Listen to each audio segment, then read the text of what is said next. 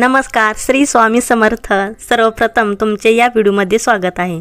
आजचा दिवस तुम्हाला शुभ आणि आनंदी जावो, तसेच स्वामी तुमच्या सर्व इच्छा पूर्ण करोत, हीच स्वामींच्या चरणी प्रार्थना करून या व्हिडिओला मी सुरुवात करते. नोव्हेंबर महिना संपून डिसेंबर महिना चालू झाला की सर्व मैत्रिणींना चाहूल लागते ती मार्गशीर्ष महिन्याची. मार्गशीर्ष महिना चालू झाला की डोळ्यासमोर उभे राहते ते म्हणजे महालक्ष्मीचे पूजन. मार्गशीर्ष महिन्यामध्ये महालक्ष्मीच्या पूजनाला खूपच महत्त्व आहे. अतिशय श्रद्धेने हे व्रत केले जाते. हळदी कुंकवाला सुहासिनींना बोलावले जाते. अतिशय भक्तिभावाने हे व्रत केले जाते. शास्त्रीयदृष्ट्या व योग्य पद्धतीने पूजेची मांडणी कशी करावी हे आपण या व्हिडिओमध्ये पाहणार आहोत. श्री महालक्ष्मी मातेची कृपा आपल्याला लाभावी, तिने आपल्या घरात सतत सहवास करावा, आपला संसार सुखासमाधानाने चालावा, यासाठी अनेक जण हे महालक्ष्मीचे व्रत आणि उपासना करतात. व्रताची सुरुवात मार्गशीर्ष महिन्याच्या पहिल्या गुरुवारपासून करावी. या व्रताच्या दिवशी कलश स्थापना करून शास्त्रीय आणि पारंपरिक पद्धतीने पूजा केली जाते. तर मार्गशीर्ष महिन्यातील शेवटच्या गुरुवारी व्रताचे उद्यापन केले जाते. यावर्षी 2023 मध्ये मार्गशीर्ष महिना 13 डिसेंबर 2023 बुधवार रोजी सुरू होत आहे आणि याच दिवशी देव दीपावली सुद्धा आहे. त्यामुळे या दिवशी शुभ संयोग जुळून आला आहे.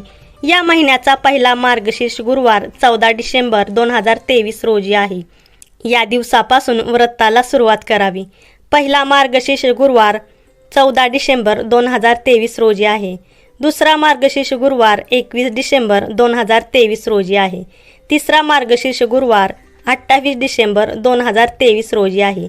या दिवशी गुरुपुष्यामृत योग आहे.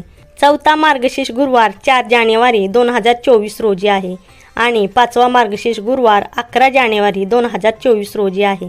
या दिवशी दर्शवेळा अमावस्या आहे. त्यामुळे अमावस्या तिथी संपल्यानंतर या व्रताचे उद्यापन करावे.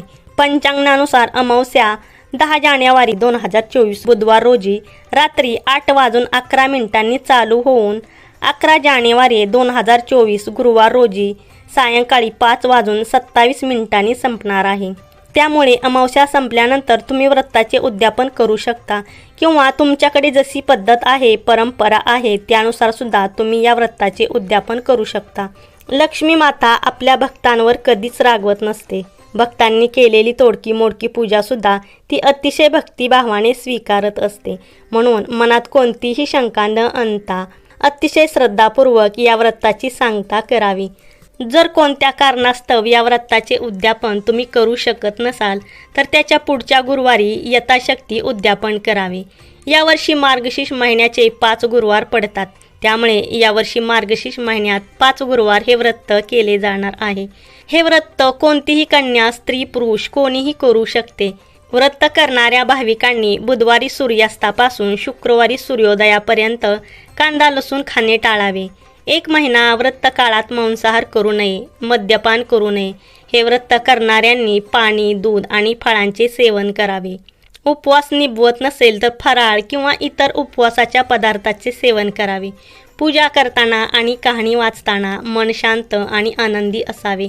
व्रताच्या दिवशी घरातील वातावरण प्रसन्न असावे. भांडण तंटा या दिवशी करू नये. पूजा करण्यास असमर्थ असाल किंवा मासिक धर्म असेल तर इतर भक्तांकडून पूजेची मांडणी कहाणी करून घ्यावी. मात्र उपवास आपण स्वतः करावा. लक्ष्मी धन प्राप्तीसाठी पुरुष भक्तांनी श्री लक्ष्मी महात्म्याचे पठण करावे. मार्गशीर्ष महिन्याच्या पहिल्या गुरुवारी सकाळी लवकर उठून स्नान करावे. शुद्ध आणि निर्मळ अंतकरणाने पूजाविधी प्रारंभ करावा. आपल्या देवघरातील पूजाविधी करून घ्यावा. नंतर श्री महालक्ष्मी देवीची पूजा मांडणी करावी. दिवसभर उपवास करावा. सुहासिनींना हळदी कुंकवाला बोलवून हळदी कुंकू व 1 फळ द्यावे. दिवसभर व्रतस्थ राहावे. 1 माळी महालक्ष्मी मंत्राचा जप करावा. संध्याकाळी या व्रताची कहाणी व महात्म्य वाचावे. त्यानंतर कुटुंबासोबत आरती करावी. श्री महालक्ष्मी नमनाष्टक वाचावे. आपल्या मनातील इच्छा लक्ष्मी मातेला सांगावी आणि प्रार्थना करावी. देवीची आराधना करून गोडाचा नैवेद्य दाखवावा.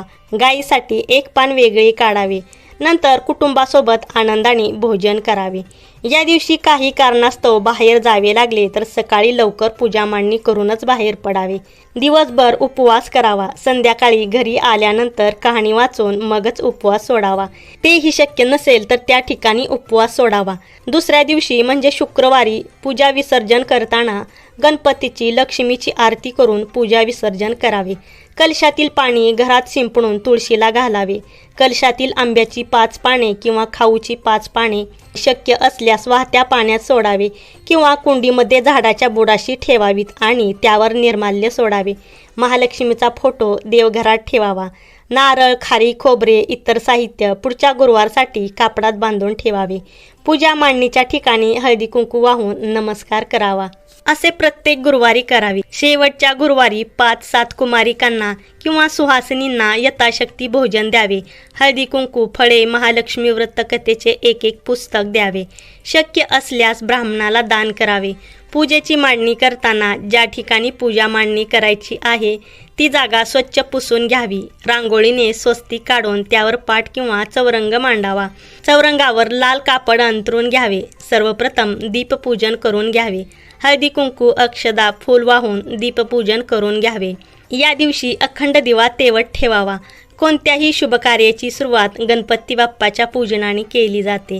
पंचामृत तयार करून गणपतीला अभिषेक करावा। गंध, अक्षदा, दुर्वा, फूल वाहून पूजा करून घ्यावी।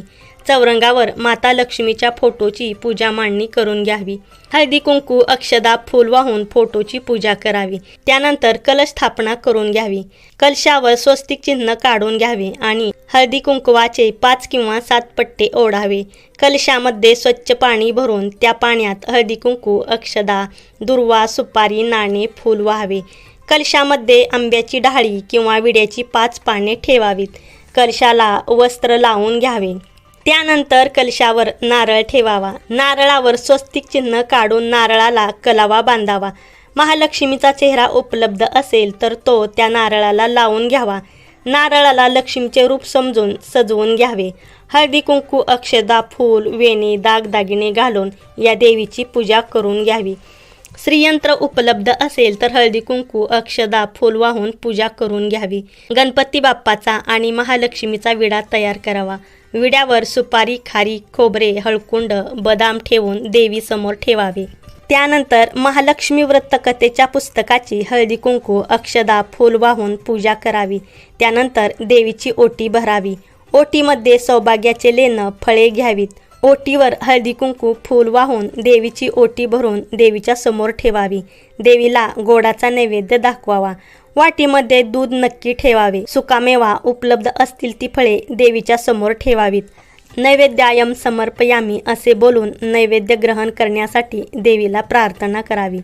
धूप दीप ओवाळून शेवटी आरती करावी। लक्ष्मी मातेला नमस्कार करून सुख समृद्धीची प्रार्थना करावी। चौरंगाभोवती रांगोळी काढून जागा सुशोभित करून घ्यावी।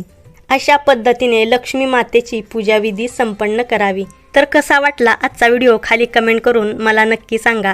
आवडला असेल तर ओम श्री महालक्ष्मी नमः लिहायला विसरू नका।